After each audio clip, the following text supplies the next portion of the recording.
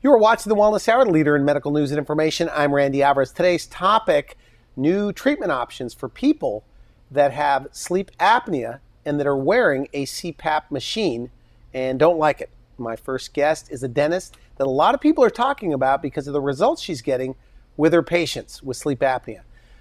My first guest, of course, is Dr. Anna Smith. Dr. Smith, welcome to the program. Thank you, Randy. Now, we've had you on the program talking about dental implants, fast braces, but a big part of your practice is sleep apnea. It really right? is. Yeah, and this is something that has occurred kind of naturally over the last few years because of the results that we're seeing with the appliances that we make for patients with sleep apnea. And so as these work and people get them, they just keep telling their friends and neighbors and people that they know, and it's become a pretty big segment of our practice. But I have a general dentistry practice. We do everything. So from really routine fillings and root canals and extractions to more complex things like fast braces and implants, and then now sleep apnea. Okay, now, and this is one of those topics, and I will be frank with you that I'm very skeptical. Okay. That a dentist can treat sleep apnea, that people actually with those CPAP machines, and I know a couple, that anticipating you coming on the show, I said this to them, and they said, one of them, that's ridiculous, Randy. That's a very common response. So you've had people that have had to use a CPAP, and now they don't. Right. Is that right? Okay, right. So we're going to get into that in a moment, but again, let's talk a little bit about your background, your training, and how you got involved in this sleep apnea. Sure. So I graduated from dental school in 2004, and I just did general dentistry, my fillings and root canals and extractions for quite a while. And then in about 2006, we learned that my husband has sleep apnea. And it was a scary thing. What I realized was as I was sleeping, I would hear him gasp for air, and I didn't really know what was happening. I just knew something was wrong. So he was tested. We found out that he actually suffers with sleep apnea. So the treatment that they gave him was the mask. Wear the CPAP. It's a big mask that goes over your nose, or your nose and your mouth at one time. I've seen photos of it. Right. What's it like for you as a wife to be around? Curious. That's also scary because now he's got this thing on his face. He's got a hose. He's and they sleep connected. With it the whole night? They try to sleep. The problem with the CPAP is for most people, half of the people who try a CPAP within the first 2 weeks give up. They just can't use it, or they choose not to because it doesn't help you sleep. It's frustrating. You're tied down. You're connected by this hose. If you have to hook yourself up, if you need to go to the bathroom, then you've got to unhook yourself and hook yourself back up. It makes a noise. So here I am trying to sleep, and I hear this hissing noise next to me all the time. It is a hum or a hissing noise. So it's distracting not only for the person trying to sleep with the mask on, but also for the bed partner. It's extremely distracting. Do you have to sleep on your back with it? You're supposed to. So if you normally sleep on your side, don't even try to sleep on your stomach. Who you can can't. sleep on their back? I didn't know that about CPAP. Yeah, most people can't. It's not a natural thing. But for some people, they will adjust. They will learn how to use this appliance. But most people don't. Most people just can't tolerate all that goes into the CPAP machine. And it was through me talking with some other dentists, I learned that there's actually something I can do. I can make an oral appliance for patients who can't use a CPAP, and all it does, it's extremely comfortable. It just positions, it's like a retainer. Like it holds your jaw open more? It just holds your jaw forward like this. That's it. It's all inside your mouth. It's like a retainer for your top teeth, a retainer for your bottom teeth. So you what? Took some courses? Took lots of courses, did lots of training, and then made one of these appliances for your husband? For my husband. He was my first patient. So he stopped using the CPAP, for people just tuning in, tries the appliance. Right. And you're probably crossing your fingers at this point, right? Right. Because you don't know what's going to happen. Right. I have no idea. I don't know if he's going to be able to tolerate it, how it's going to go. He puts it in his mouth. It's comfortable. He falls asleep. The next morning he wakes up. And for the first time in a long time, he doesn't have a headache. Because people with sleep apnea, typically when they wake up, many of them wake up with a headache because they haven't gotten the oxygen they need throughout the night. And so that was one of the first things that we noticed. He got used to it right away and was able. So it worked. Now, what about you? Because you're listening to him. Yeah. I hear nothing. Which in some ways is concerning because I'm not exactly sure why I hear nothing, but I realize he's breathing. He's just not snoring. He's not gasping. It was quiet. And I could sleep better that way too. So a light bulb goes off, obviously, in your head. It's like, oh boy. Right. Yeah. Because you're onto something now. I realize that I can help people. I can help people get rid of their CPAP. But is there a big crowd, though, of CPAP? Tons. Is there really? Yes. Is it that big of a problem? It really is. We know that 1 in 5 Americans has sleep apnea. That's 20% of the population has sleep apnea. Now, the big kicker is that only 10% of those people know it. There are 90% of people out there sleeping who are gasping in their sleep, who are not breathing like they should be, and they just don't know it yet. They're dying. and they don't know it. Okay. So it's a smaller population that has a CPAP and doesn't know it. There's an even broader range of people who aren't aware of it yet. When they find out and they try this mask on their face, they're not going to want that. And the thing that happens is that they just feel desperate. You feel like you're dying whenever you realize I can't do what I need to do to treat myself. And when you can't sleep, by the way, and everybody's Right. had insomnia, I guess if you're over 30 or 40, Yeah. you feel lousy the next day. Right. Right. I mean, your ambition is affected, Right. your memory. If you don't Everything. sleep, if you don't I sleep know well, the way it is. your life falls apart. So a lot of things that happen with sleep apnea, some of the biggest things are you're more prone to have high blood pressure, and you wake up with high blood pressure a lot of times because that's one thing your body does to try to get you to breathe, to wake you up. It gets your blood pumping, your adrenaline It's goes definitely up. a big way to gain weight. It does. If you don't get the deep sleep, the restful sleep that you need, then your body can't regenerate and balance the hormones that you need to. Lots of times you'll have problems with glucose levels. You'll develop diabetes. You'll become overweight because your cortisol levels get out of control. Interesting. Yeah. There's even a link. There's research now being done to show that there's a link between having sleep apnea and being more likely to develop colon and breast cancer because of hormone levels. They just get out of whack, and your body's natural responses, immune responses, Well, when you don't work. sleep, I guess, there's no doubt about it, that's the repair time. It When is. hormone is released. So Right. you're not sleeping.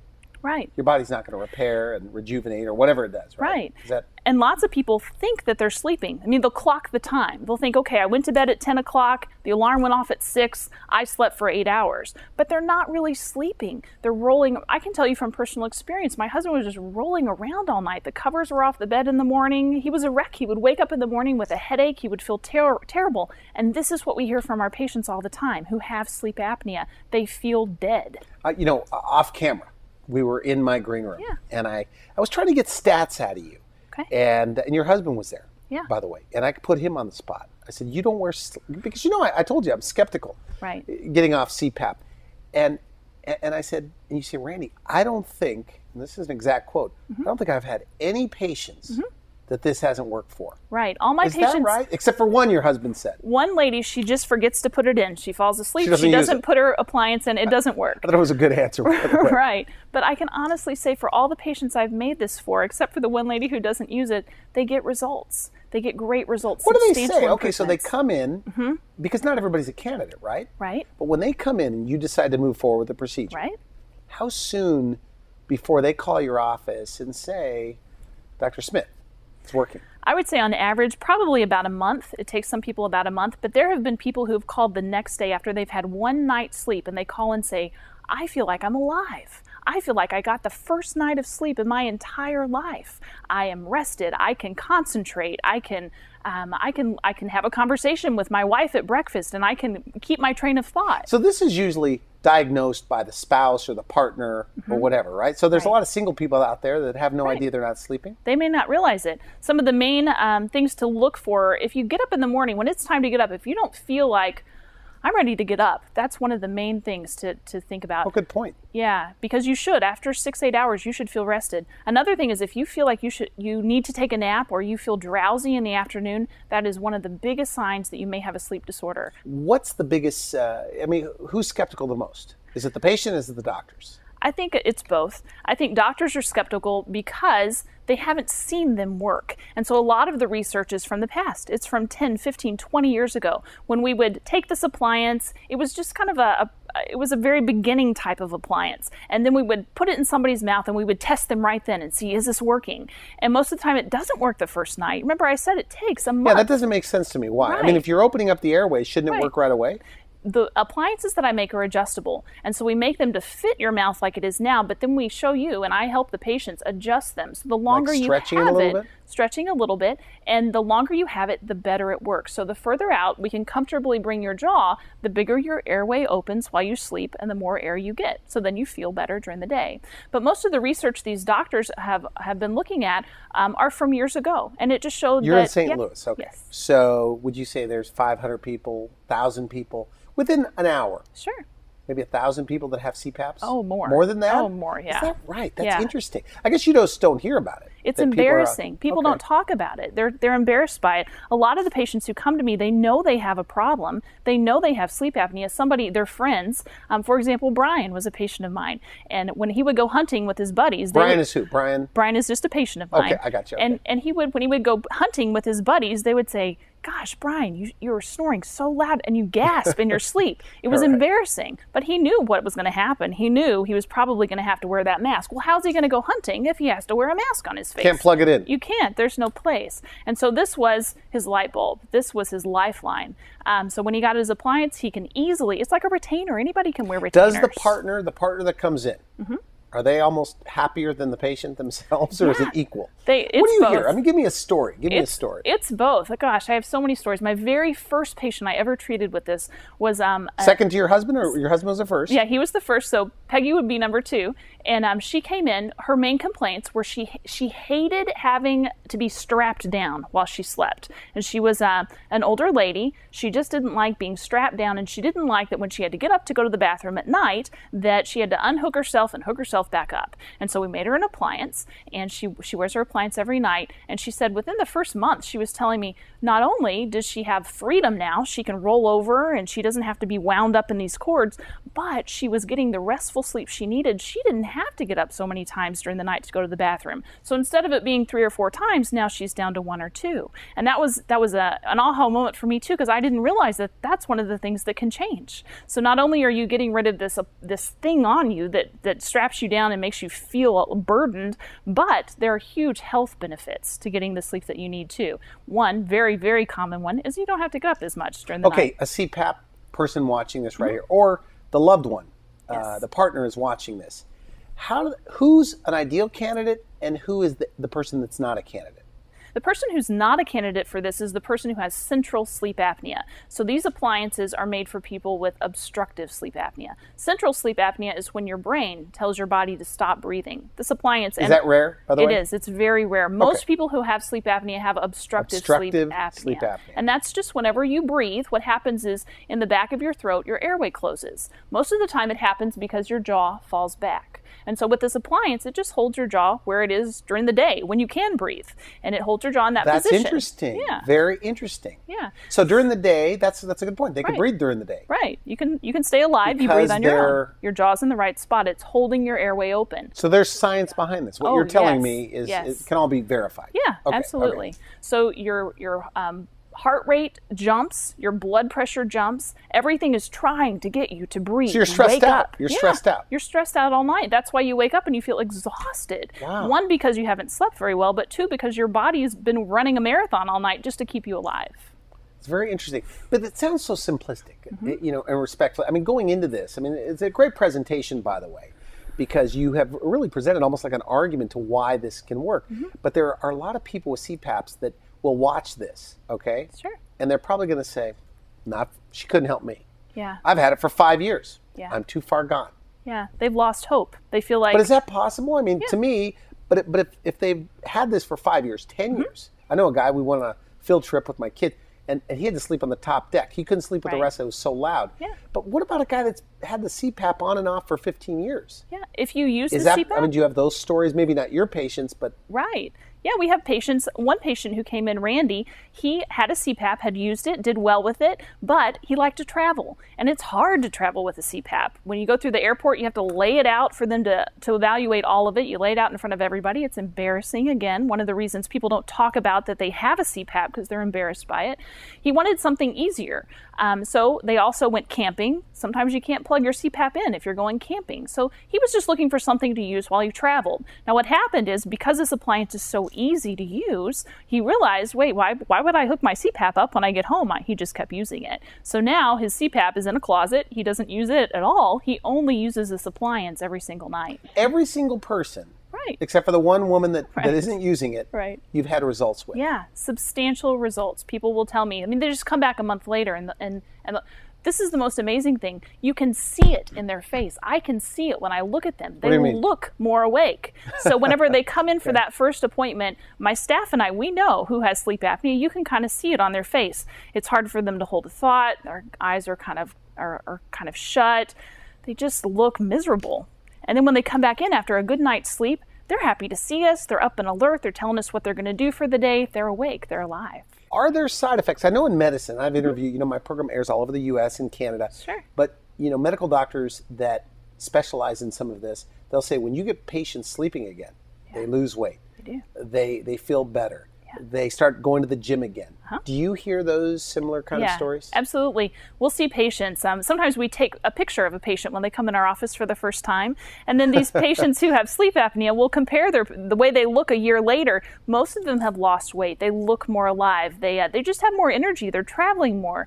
One guy that stands out in my mind, his name is Joe. He actually wasn't able to sleep in the same room with his wife because the noise was so overwhelming from his... I've heard that, by the way. They just don't sleep together at all. They can't. They have separate... And these are young people, 40, 50, whatever. They have separate bedrooms in the same house because they can't sleep together. And so we got him off the CPAP, got him on the appliance. He's sleeping better. He has more energy. His wife can now sleep. They share a bedroom now. When you say sleeping better, it's working? Yeah. Meaning he can sleep? He can sleep now, right? He couldn't sleep so well with all that stuff on your face and being wound up, but now you can sleep. Now, are there over-the-counter remedies for this? Yes, there are. You say that with a big smile. Because you like those or you don't like those? We don't like those. Patients don't like those. The reason is they're not specialized. They're not just for you. It fits you and it fits a million other people. And it also requires that the patient be in control of that. Well, you haven't had all the training. You don't know where your jaw's supposed to be. Okay, but aside from the training, do they work? Usually not. Usually not. Usually not. Do you think it gives it a bad name? I do. The splinting or whatever you're calling it? Right. I think it does. And that's one of the reasons a lot of people think it's not going to work because they've tried the $50 appliance that they bought at the drugstore. That's a good point. This is interesting. Yeah. Or they've bought the one on TV that costs $100 and mailed to them to try. But the problem is you have to mold it around your own teeth. You have to position your jaw correctly. You don't know where that position is. Most of the time, patients will tell me they're uncomfortable. So they're not sleeping better. Have you had patients that did the over-the-counter remedy? Yeah. And then they did this. Yeah. What did they say was different about this? Was it more comfortable? It was more comfortable. They got used to it right away. So the one that we make, patients typically get used to the first night. Within a couple nights, it's part of them. And most of these patients will actually say that it becomes their most prized possession. This little appliance, this is my husband's line, that this little appliance is his most prized possession because it allows him to live his life. Without it, he's exhausted, he's grumpy, he has what bad changes health. did you see? I always tell doctors that come on my show, well, I have a personal story. I said, sometimes personal stories, people think it's made up or whatever, but we'll believe you this time. Okay? Your husband had, and for people just tuning in, we're talking to Dr. Smith, and you're treating sleep apnea in your practice with amazing results. Right. You even went on to say that everybody that you've, to this date, as of this film date, it's worked on, except for one woman that wouldn't use it. Right. Okay? But your husband, so how did he start acting differently? Because he was wearing a CPAP, no more CPAP. One difference was just that he would wake up without headaches, so he instantly felt better. He could concentrate. I can't tell you how many times we would be in a conversation, and then a few minutes later, he would ask a question, proving that he wasn't listening to the conversation. And maybe we get in trouble for that, by the way. Maybe it wasn't so much his fault. He just had a hard time concentrating. Every afternoon, he would just bomb out 3, 4 o'clock. He could not stay awake. Didn't know why. And so once he started treating his sleep apnea wearing this appliance, now he's awake. He doesn't take naps. In the evening, when we get home from work, we can sit down and watch TV together. He doesn't fall asleep. We can watch a movie. He used to fall asleep while watching TV all the time? All the time, yeah. Not now. If he sat down for anything, he would fall asleep. Not now. He's awake until it's 11 o'clock at night. Is it more men than women? It just occurred to me. It sounds like it's more men. Technically more men, and also usually people over 65. Now, Travis was an athlete, 40 years old whenever we found out. In good shape. Yeah. He was not the normal person. There are lots of people who have this who you would not consider to be the older, overweight man. So obstructive sleep apnea is the one that's a candidate. Do you, in medicine they call it first-line therapy. Okay, so you have this problem, you do this. Do you think this should be the first-line therapy? I mean, if somebody has this, before they get to CPAP, at least try this. Yeah, it's actually been recommended by the American Academy of Sleep Medicine. In 2006, they recommended that patients with mild or moderate obstructive sleep apnea try an oral appliance before they try the CPAP. Who says this, by the way? The American Academy of Sleep Medicine. Says to try this first. Not the over-the-counter, go to a qualified dentist. And do you have a bias? I mean, is there a certain kind of a dentist that you should go to that does this?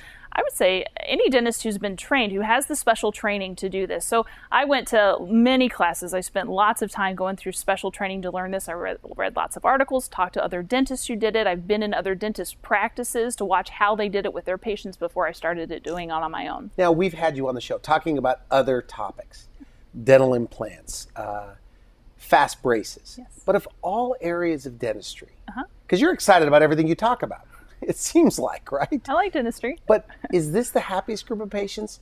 Or is this one of those that you kind of maybe, as far as rewarding? Yeah, this is extremely rewarding. And it really has nothing to do with their teeth. The teeth are just kind of the link that gets me acquainted with these people because it fits in their mouth. But these are people, they come in extremely grumpy and tired. And they're edgy, right? If you're not sleeping, you don't feel good. Yeah, they feel terrible. And then in a few months, we see them again. They're just new people. And there's nothing that makes me feel better or my staff feel better than watching this person get their life back. Do they act differently on the follow-ups? Oh, yeah. They're happy. They're excited to see us. And they'll tell us stories about how, they're getting along better with their wife or with their husband, or, they show more attention to their grandkids. Lots of times people will say that they're able to finally spend time with their grandkids because they have the energy to be around them. Before they couldn't. They're exhausted. Kids just were a hassle. They were annoying to them, but now they love Are you of the belief, because so far you have a winning track record, you say every single person this has worked for, how long can this last? I mean, do you think you can help? I mean, are you thinking in your mind, I think I could help every CPAP person? I hope so. I certainly want to try. Do you think so? I do think so. When you go to these conferences, they must say, well, if this only works for a certain amount of airway blockage. Right. I'm sure at some point I'm going to come across a patient who it doesn't work for. Okay, when you network then with these, trying to get you to tell me what goes on behind the scenes. When you network with these other doctors that are using the same appliance or philosophy, what do they say? They're having great results too. And so we're finding that this issue of it not working tends to be something that was happening in the past. And with these newer appliances that are custom made for patients, where the doctor is actually involved on a monthly basis with the patient for the first few months, the results are so much better than they used to be. And so when I talk to my friends that do this, other dentists who do this, they're having great results with this too. Something you said earlier, I think is brilliant in a way, that if during the day, these CPAP, and we're talking about sleep apnea today, with using dental appliances that are custom made, but if during the day they don't have breathing problems, right? And it only happens when you're sleeping, that means it's obviously the way your jaw is coming together. Right. So if you open that up, it should work. Right. If we just keep your jaw forward. So if you have breathing problems during the day, you may still have, this may not work. Right. It's possible. So we'll evaluate all of that whenever you come in. Because it sounds too good to be true, actually. Yeah, it does. It's not. It's not? And how do you bring it up to your regular patient population? You just you have brochures about it. What do they ask when they're there on the consult? And we're just about out of time. Very CPAP person comes in, they're grumpy, they're exhausted. Right. They can't hold a thought. Very typical questions are, what you just asked me, will this work for me? How do you know that this is going to work for me? And we just give them the results that we have. We just tell them, from what we've seen, it does work. Here are the statistics. Here's how we help you.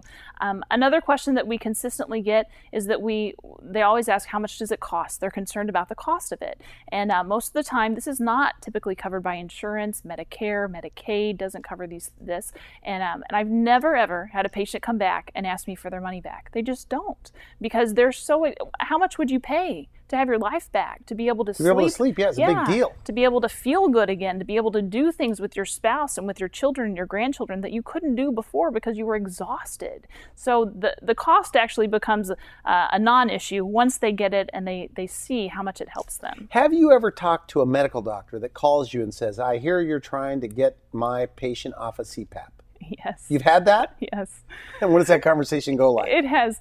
Normally, it's the patient going into the doctor saying, I can get off my CPAP. And they're so excited about it. And then it's the doctor saying, oh, they're skeptical. These doctors care about their patients. So they call you? Yeah, they have. But they care. I'm fine with them calling. That's good that they call. They do. They care about their patient. They don't want their patient doing something that's going to hurt them. So have you ever had one that the doctor was cautious or skeptical? Sure. It worked?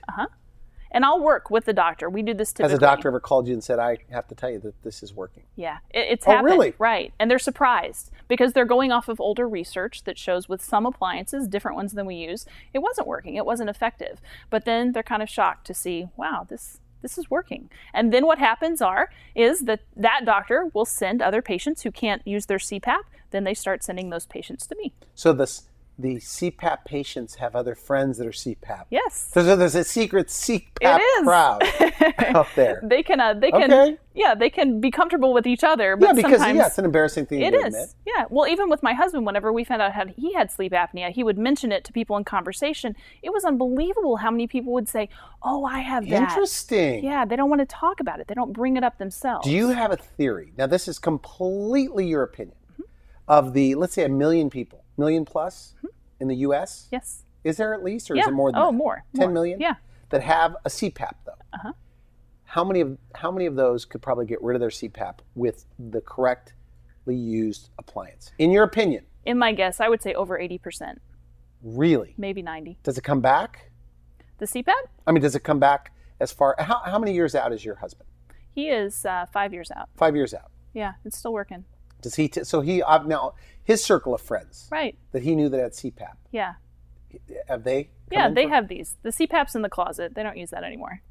Very interesting. Yeah. Very interesting. So good for you. So final message. Somebody watching this, they've been told by their partner, you have a and are there early, and we're out of time, but are there early stages, obviously, before you get to the CPAP? So early intervention is probably better.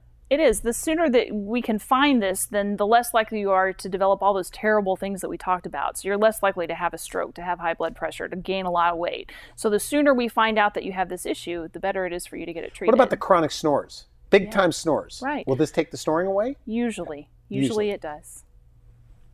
In your patients so far, has it? Yeah, absolutely. So they not only breathe better, because I didn't even ask that question earlier, but their snoring goes away. Right. Is that right? Yeah. Good. So you love it. I love it. Is this on your website? It is. Do you have any patient video testimonials? We do. We have written testimonials, video testimonials. We can see other interviews that we've done on TV as well. My husband actually has done a few interviews, and those are on our website too. I didn't know that. I thought I knew everything about you. Well, good for you. And so if somebody wants to find out more, they go to your website. They go in. It's a free consultation. Right. Is that right? And how soon before you say, I think you're a great candidate? Oh, I can usually tell them within a minute. Are there measurements? What I do is look at their teeth. We can actually make these for people that don't even have teeth. But I need to look in their mouth, look at their teeth and their jaws, and see what type they need. And then I'll talk to them about a few just real basic questions. Within a minute, we know if they're a candidate. All right. I want to thank you for coming on the show. Very interesting. Good for you. No more CPAP. You've been watching The Wellness Hour, the leader in medical news and information. I'm Randy Alvarez. If you would like to see this interview again online, you could go to our website at wellnesshour.com and just put in sleep apnea or Dr. Smith. You'll find her there. For now, I wish you could help. Thanks for watching The Wellness Hour, the leader in medical news with your host, Randy Alvarez, the authority on health issues.